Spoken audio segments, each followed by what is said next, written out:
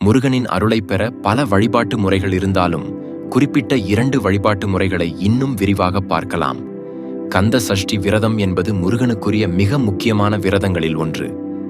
ஐப்பசி மாதத்தில் வரும் இந்த விரதம் குழந்தை வரம், நோய் நீங்க, எதிரிகள் தொல்லையிலிருந்து விடுபட போன்ற பல காரணங்களுக்காக கடைபிடிக்கப்படுகிறது. சஷ்டி தினத்தில் விரதம் இருக்க முடியாதவர்கள் வேறு ஒரு உகந்த நாளை தேர்ந்தெடுத்து வீட்டில் அருங்கோண கோலம் போட்டு 6 மண் விளக்குகள் மற்றும் ஒரு அகல் விளக்கு ஏற்றி முருகனை வழிபடலாம்.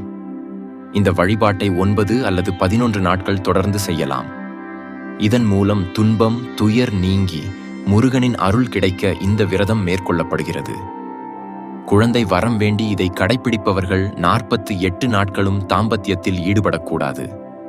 வளர்பிறை சஷ்டி, கிருத்திகை, விசாகம் போன்ற நாட்களில் தொடங்கி தினமும் முருகனை வழிபட்டு ஒருவேளை உணவை தவிர்க்கலாம்.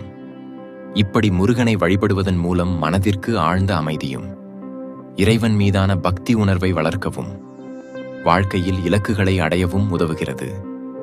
வாழ்வில் ஏற்படும் தடைகளை நீக்கி உடல் மற்றும் மன ஆரோக்கியத்தை மேம்படுத்துகிறது. எந்த ஒரு வழிபாட்டிற்கும் முக்கியமானது நம்பிக்கை. முழு நம்பிக்கையுடன் வழிபட்டால் நிச்சயமாக முருகனின் அருள் கிடைக்கும். வழிபாட்டை வெறும் கடமையாக செய்யாமல் பக்தியுடன் செய்ய வேண்டும்.